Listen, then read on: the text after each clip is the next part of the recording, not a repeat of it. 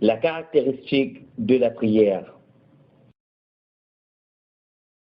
Cette prière que les savants ont tant expliquée et ont dit, celui qui veut accomplir la prière doit se mettre debout en direction de la Qibla.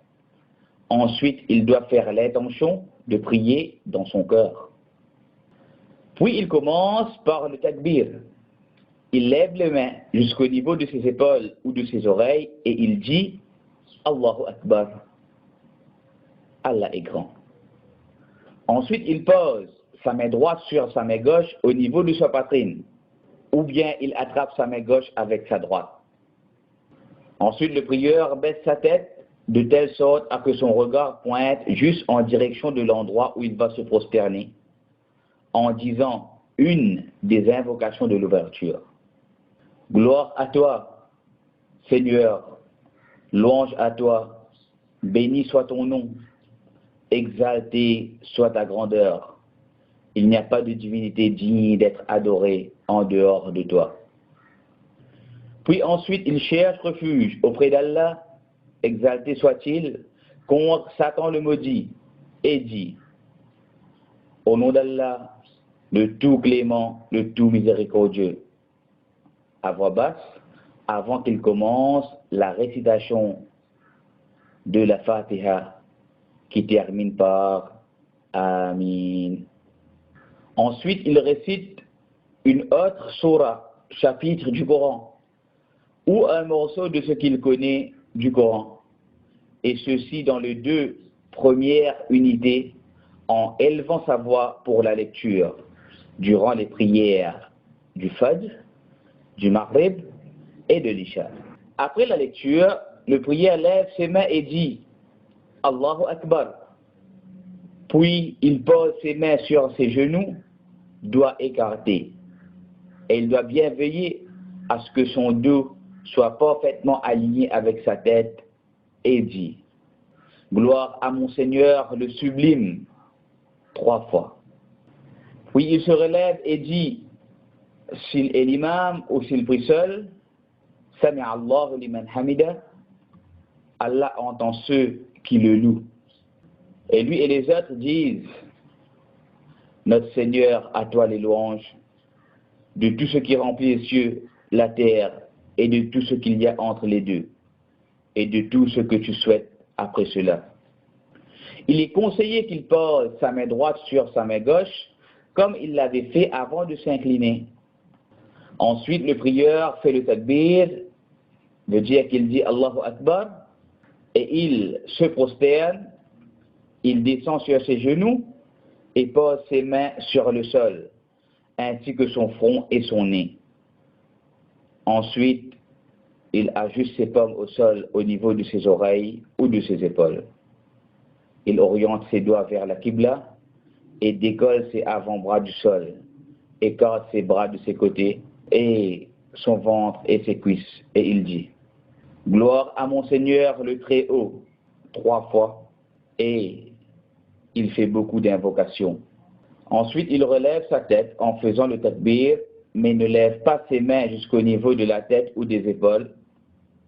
Puis il s'assoit sur son pied gauche et dresse le pied droit avec les orteils dirigés vers la Qibla. Et il met ses mains sur ses cuisses et il dit, Seigneur, pardonne-moi, sois clément envers moi, rends-moi satisfait, guide-moi et accorde-moi ta subsistance. Ensuite, il fait le takbir et se prosterne pour la deuxième prosternation, de manière identique à la première. Ensuite, il lève sa tête en faisant le takbir et s'assoit un petit moment, appelé l'assise du repos, qu'on dit en arabe, Jalsatul Istiraha. Ensuite, il se relève pour la deuxième unité de prière en s'appuyant sur ses mains pour se lever. Ensuite, il accomplit la deuxième unité de prière, qu'on dit le raka'a, comme la première, mais sans répéter l'invocation d'ouverture. Lorsque le prieur finit ces 2 premières unités de prière, il s'assoit pour faire le premier tashahhud. Et cela se fait en se reposant sur son pied gauche et en dressant le droit, les orteils en direction de la Qibla. Puis il pose ses mains sur ses cuisses en laissant la main gauche étendue sur le genou gauche. il renferme le pouce sur le majeur de la main droite et replie l'auriculaire et l'annulaire et laisse l'index étendu et le fixe avec ses yeux. Il lit le tashahhud. Les salutations sont pour Allah, ainsi que les prières et les bonnes œuvres. Que la paix soit sur toi, ô prophète, ainsi que la miséricorde et la bénédiction d'Allah. Que la paix soit sur nous, ainsi que sur tes pieux serviteurs. Je témoigne qu'il n'y a pas de divinité digne d'être adorée en dehors d'Allah, et que Mohammed est son serviteur et messager. Si certains éprouvent une grande difficulté à adopter la posture assise du tashahhud, il lui est permis de s'asseoir dans une position acceptable en son corps, car toute difficulté dans la religion amène une facilité. Ensuite, il se relève en faisant le takbir si cette prière contient plus que 2 unités, plus que 2 rak'ahs, et il lève les mains en même temps et ne lit dans ce qui reste de la prière seulement la sourate al-Fatiha. Puis il s'assoit dans le dernier tashahhud en faisant le tawarruk. C'est quoi le tawarruk? Veut dire qu'il s'assoit sur les fesses par terre, le pied gauche en dessous du tibia de la jambe droite, tout en dressant le pied droit, les orteils dirigés vers la Qibla. Et il dit ce qu'il a prononcé dans le premier tashahhud, et il ajoute à cela le daroud, le salutation sur le prophète en disant: Ô Allah, prie sur Mohammed ainsi que la famille de Mohammed, comme tu as prié sur Abraham et sur la famille d'Abraham. Tu es certes digne de louange et de gloire. Ô Allah, répands tes bénédictions sur Mohammed et sa famille, comme tu les as répandues sur Abraham et sa famille. Tu es vraiment digne de louange et de gloire. Et il est recommandé dans la tradition de dire l'invocation suivante. Ô Allah, je cherche refuge auprès de toi contre le châtiment de la tombe, contre le châtiment de l'enfer, contre la tentation de la vie ici-bas et contre celle de la mort et contre le mal de l'Antéchrist. À la fin de la prière, le prieur fait le salam à sa droite en disant que la paix soit sur vous ainsi que la miséricorde d'Allah, et fait de même à sa gauche. Tout cela est résumé dans le hadith de Aïcha, qu'Allah soit satisfait d'elle, comme rapporté par l'imam Muslim. Aïcha, qu'Allah soit satisfait d'elle, a dit: le messager d'Allah, paix et salutation d'Allah sur lui, commençait la prière par le takbir, puis il lisait la sourate al-Fatiha, et lorsqu'il s'inclinait, il ne redressait ni sa tête, ni la baissait trop, mais il la mettait à l'horizontale entre les deux. Et il ne se prosternait après l'inclinaison qu'après s'être relevé et s'être resté en position debout. Et lorsqu'il relevait sa tête de la prosternation, il ne retournait pas en prosternation, si ce n'est qu'après être resté en position assise.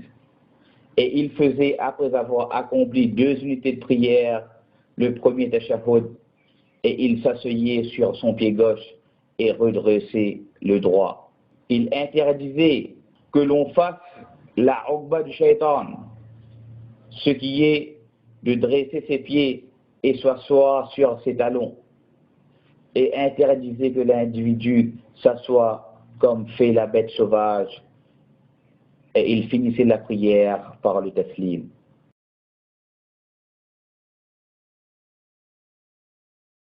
Et après la prière, le prieur s'assoit et récite les supplications de la prière, et parmi il dit: je demande pardon à Allah 3 fois. Et il dit: ô Seigneur, tu es la paix et la paix vient de toi. Béni sois-tu, ô digne de glorification et de magnificence.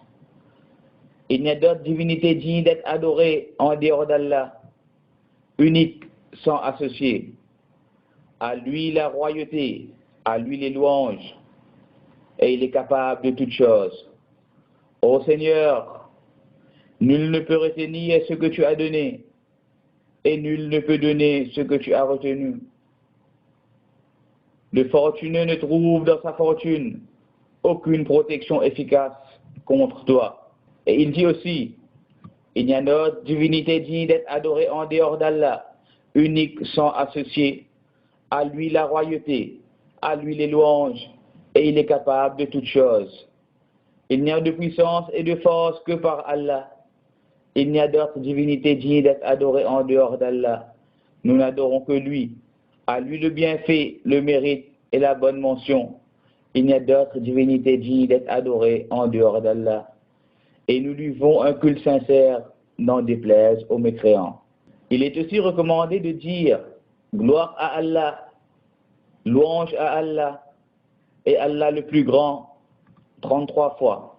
Il n'y a d'autre divinité digne d'être adorée en dehors d'Allah, unique sans associé.